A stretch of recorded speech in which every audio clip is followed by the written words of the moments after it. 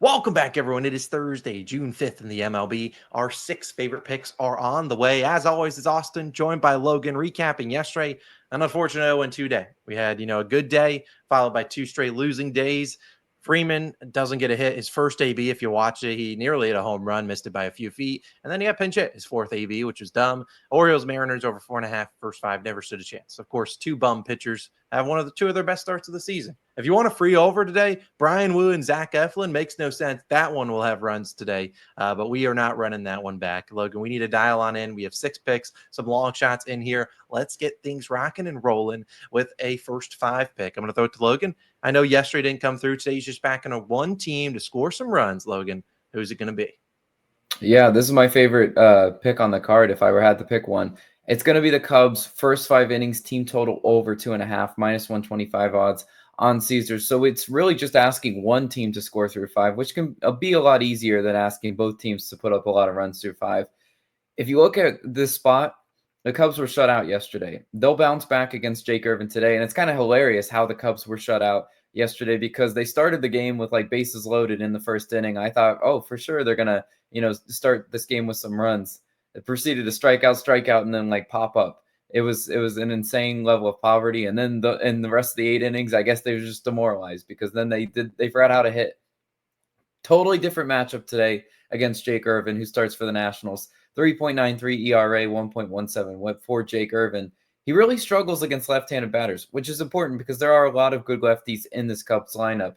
He's allowing a 261 batting average to lefties. And I just think those lefty bats will present a lot of challenges. I think those are the guys that really get those hard-hit extra base hits against him. With runners in scoring position, Jake Irvin's allowing a 333 batting average. And with 2 outs and a runner in scoring position, as I've always said, they got to have an out kind of to get out of the inning. He's allowing a 292 batting average. So all those metrics to say he's not that great of a pitcher. His StatCast numbers support that as well. 14th percentile in barrel percentage, 18th percentile in hard hit percentage, 9th percentile in K percentage. Doesn't strike a whole lot of guys out. He's getting hit hard. And his expected ERA is in line with that. 5.09 expected ERA. His expected batting average is a 282. Guys, the numbers are all there. I think Jake Irvin is a pretty mediocre pitcher, and I think the Cubs will really have his way. Look at his props today, too.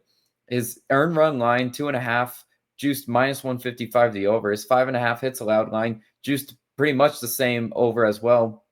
And the Cubs are hitting 306 in their last 5 games versus right-handed pitchers. They should be able to see Jake Irvin well.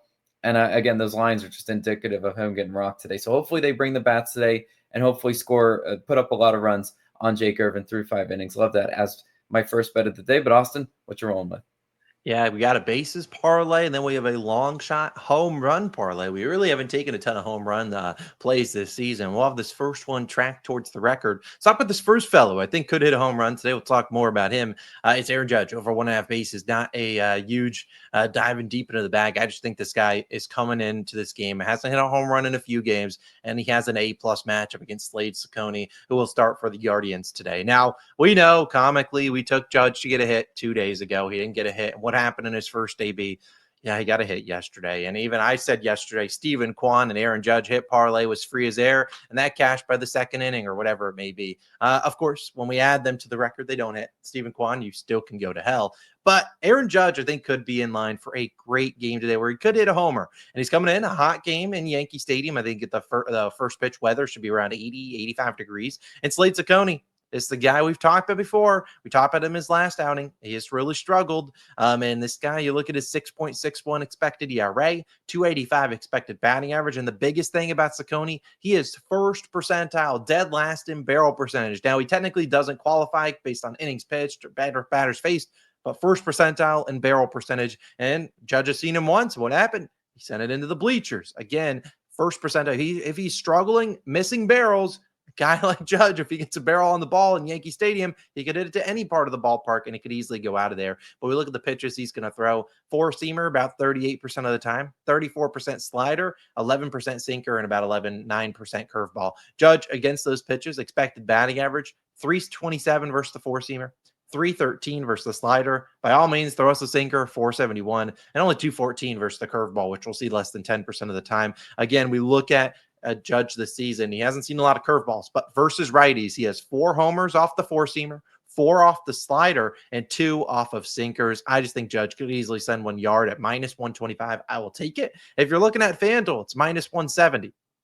I hope they're right in pricing it that juice, but I would not play that. I'd play Judge maybe up to about minus 140, maybe minus 145. I think he hits a homer. Just like the second guy, a little bit better value. Kyle Schwarber did a home run, and not even that. We're just taking his bases, but we'll be taking his home run in just 1 second. Over 1.5 bases is plus 135 on Bet365. I don't mind taking a guy like Schwarber. I refuse to take him for a hit parlay because this guy's swinging hard, and normally if he gets a hit, it's 4-2 plus bases, and I think he could easily send one out in Toronto. Everyone knows what he did last year in Toronto, and they've been trying to back Schwarber the first 2 games of this series. The first one, when the Phillies put up a trillion runs, he went like 0 for 5 with a couple Ks. Yesterday, he did get a hit. I think he went 1 for 4 with 2 Ks. Today, I think he's the best matchup, and I don't think people will be on him as much today. He will face Chris Bassett. He has seen Chris Bassett 16 times. In those 16 plate appearances, 7 hits, batting .438. Of the 7 hits, 2 for doubles and 2 for home runs. So he's clearly destroyed Bassett before. And Bassett, 87th percentile in walk percentage. Something about Schwarber we know. He can take and keep his bat on the shoulder and take his walk. But Bassett's been pretty good at limiting those walks, but he's also been getting tagged by lefties. Lefties are batting .321 against Chris Bassett this season. We know Schwarber is a lefty. Also against lefties, he'll throw 3 main pitches. He throws probably 5 or 6 total, but the 3 main ones, you got a sinker coming in 30% of the time, a cutter 26%, and a curveball 19%. Well, Schwarber's expected batting average versus righties, 297 versus the sinker, 426 versus the cutter, and 252 versus the curveball. He's yet to actually hit a home run this season off a righty sinker, but last year he hit 7 home runs off righty sinkers. So at the end of the day, after a very low-scoring game yesterday with Barrios and Abel going out there and dealing, I think there's base runners today for a guy like Bassett who struggled against lefties. He's going to see a bunch of them. Stott, Schwarber, Harper, all those guys in there. I really think you'll see Schwarber have some chances here, and I think he could cash this first AB. We know he's a heavy swinger, even though he hasn't, didn't yesterday, only had a single to his name. The 2 balls he put in play were 114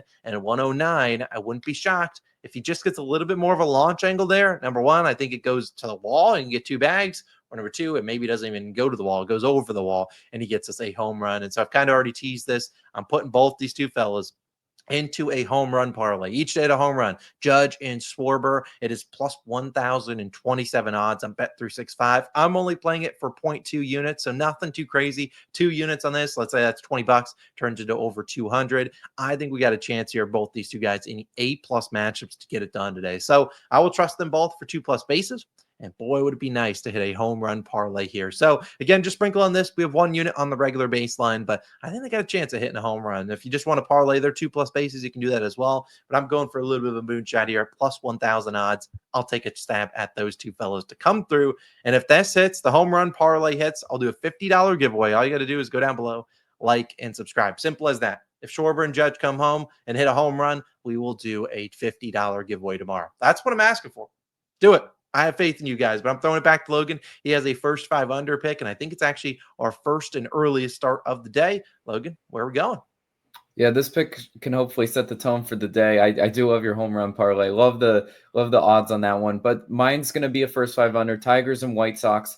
First 5 under, 4.5, minus 114 odds on FanDuel is your best value there. Now, this is an earlier start time, so if you do like my analysis and you do feel like playing it, let's ride there. Yesterday, 8 of the 9 total runs in this game came in the first inning as Jared Schuster allowed 4 in the first. Gibson Long allowed 3 in 3 2/3 innings pitched. Ton of runs scored early yesterday, but those are 2 bum pitchers. I mean, we got to call it what it is. Today, we have better pitching on the mound. It starts with Sean Burke, who starts for the White Sox, 4.2 ERA and a 1.42 whip. He had a rough April, 7.71 ERA in April, but he bounced back with a 2.73 ERA in May, only allowing 0, 1, and 1 earned runs in his 3 home starts. So he's been solid, and I like seeing a guy like Sean Burke in good form. In May, he allowed a 200 batting average with runners in scoring position. He does occasionally have a walk problem. It's just kind of how it is. But the Tigers haven't been a very patient offense as late, especially with as many runs as they put up in some of these games. I wouldn't be a patient offense either. I'd be kind of swinging for everything. Over the last 2 weeks, the Tigers ranked 21st in walk percentage, 2nd in K percentage, 28th in batting average versus right-handed pitching. Also, with runners in scoring position over the last 2 weeks, they ranked 25th in WRC+, only batting 200. So again, this offense isn't that potent. And they saw Burke at the end of last year, September 28th. He threw 5 shutout innings at Detroit. I think Sean Burke has a solid start. And then it also hinges on Casey Mize to have a solid start. And he starts for the Tigers, 2.82 ERA and a 1.14 whip. This will be Mize's third start back from his minor little hamstring injury. Prior to yesterday, where they tagged Gibson Long, the White Sox haven't been very good versus right-hand pitching at all. Eflin, Kramer, Morton, Flaherty all combined for 25 and 2/3 innings pitched, only allowing 2 earned runs. Did they figure it out yesterday, or did they just tag a mediocre pitcher like Gibson Long, making his first start of the year? I just think that's more than likely what it was.